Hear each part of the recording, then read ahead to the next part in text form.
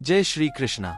दोस्तों, स्वागत है आपका हमारे YouTube चैनल पर। हे कृष्णा, तेरा दर ढूंढते ढूंढते जिंदगी की शाम हो गई। तेरा दर ढूंढते ढूंढते जिंदगी की शाम हो गई। जब तेरा दर देखा तो जिंदगी ही तेरे नाम हो गई।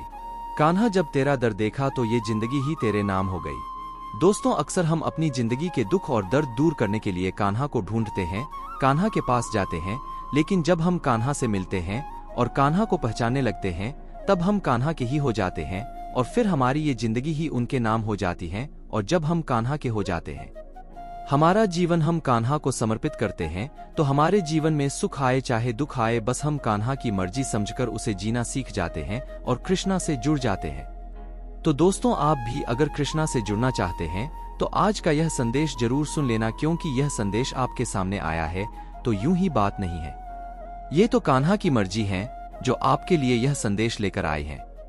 तो दोस्तों, अगर आज का संदेश आप सुनना चाहते हैं तो आपके सामने जो 3 नंबर आपको दिखाई दे रहे हैं, उनमें से केवल एक नंबर आपको आपके लिए चुनना है। फिर देखिए भगवान कृष्ण आपसे क्या कहते हैं। दोस्तों, आपने आपका नंबर चुन लिया है, ऐसी मैं आशा करता हूं और आज का संदेश सुनाता हूं। तो जिन्होंने 13 नंबर चुना है, उनसे भगवान कृष्ण क्या कहते हैं ये जानते हैं।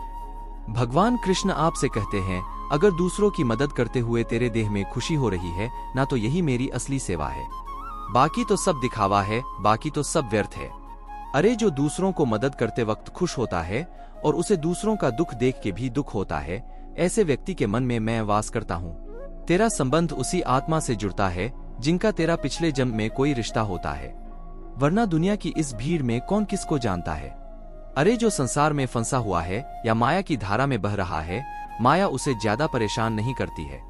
माया सोचती है कि ये तो मेरा दास है, ये मेरा ही हो चुका है, इसे मारने से क्या फायदा, यह तो पहले से मरा हुआ है। लेकिन जो परमात्मा के पीछे पड़ा है, उसे माया अधिक परेशान करती है, बाधाएं पैदा करती है।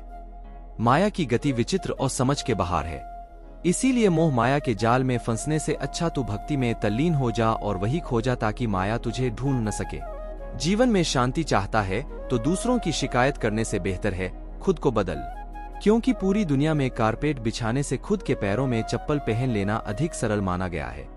और तेरी जिंदगी में अगर दुख दर्द आ रहे हैं तो यह भी एक संकेत है कि तू परमात्मा की ओर जा रहा है, क्योंकि जो परमात्मा की ओर जाता है उनकी जिंदगी में माया जानबूझकर मुश्किलें पैदा करती है ताकि वह परमात्मा के पास पहुंच ही ना सके। इसीलिए तू अपने निश्चय पर कायम रहे, डटा रहे और मेरा नाम ले, फिर देख माया भी तेरे सामने कुछ नहीं कर सकती। दोस्तों, अभी जिन्होंने 11 नंबर चुना है, उनसे कृष्ण क्या कहते हैं ये जानते हैं। कृष्ण आपसे कहते हैं, किसी की बुराई तलाश करने वाले इंसान की मिसाल उस मक्खी की तरह है जो सारे खूबसूरत जिस्म को छोड़कर केवल जख्म पर ही बैठती है। जो अच्छा लगे उसे ग्रहण कर, जो बुरा लगे उसका त्याग कर। फिर चाहे वो कोई वस्तु हो, कोई विचार हो, कोई कर्म हो या फिर कोई मनुष्य हो, तू बस तेरे अच्छे कर्म करता रहे, क्योंकि कर्म बिना पूछे और बिना बताए दस्तक देता है। वो चेहरा और पत्ता दोनों को अच्छे से याद रखता है। सम्मान पाकर अहंकार कभी न करना, अपमान पाकर क्रोधित कभी ना होना और किसी का अपमान क्रोध में आकर कभी मत करना। अरे, यही मनुष्य की श्रेष्ठ होने की पहचान होती है, जो खुद पर क्रोध को हावी नहीं होने देता है। इस संसार का सबसे मजबूत इंसान वही है जिसका रिदम टूटने पर भी वह घबराता नहीं है, आगे बढ़ने की कोशिश करता रहता है और कठिन से कठिन परिस्थिति में भी वह सबको बस यही कहता है कि मैं ठीक हूँ, देर लगेगी मगर सब सही होगा, तुझे जो चाहिए वही होगा। दिन बुरे हैं, जिंदगी नहीं। मन की भावनाओं को संभालने वाला इंसान हमेशा जिंदगी की ऊंचाइयों में सबसे ऊपर होता है। संघर्ष इंसान को मजबूत बनाता है, फिर चाहे कितना भी मुश्किल रास्ता क्यों न हो। जो संघर्ष करता है उसे तो मंजिल मिल ही जाती है, क्योंकि संघर्ष करने वालों के साथ हमेशा कृष्णा रहता है। दोस्तों, अभी जिन्होंने 19 नंबर चुना है, उनसे भगवान कृष्ण क्या कहते हैं ये जानते हैं। भगवान कृष्ण आपसे कहते हैं, जो सब्र के साथ इंतजार करना जानता है, उसके पास हर चीज किसी न किसी तरीके से पहुंच ही जाती है। जितना हो सके उतना खुद को व्यस्त रखने की कोशिश कर, ताकि उदास रहने का तुझे समय ही न मिले। जो बीत गया उसमें नहीं उलझना चाहिए और ना ही भविष्य को लेकर ज्यादा चिंता करनी चाहिए, बल्कि वर्तमान में ही जीना चाहिए।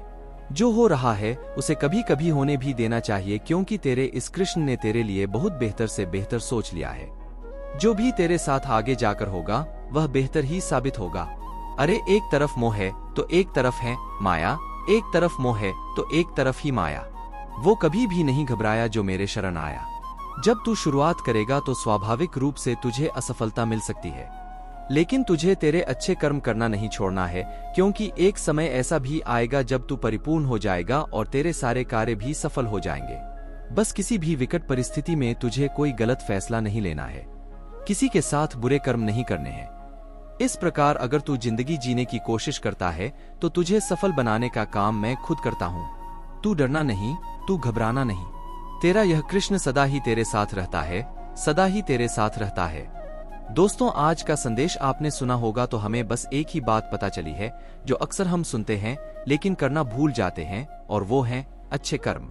दोस्तों, हमारे नसीब से भी ज्यादा अगर किसी पर भरोसा रखा जा सकता है तो वो है अच्छे कर्म, क्योंकि जिस व्यक्ति के अच्छे कर्म होते हैं उसे तो वो भी मिल जाता है जो नसीब में नहीं होता है, उसे तो वो भी मिल जाता है जो नसीब में नहीं होता है।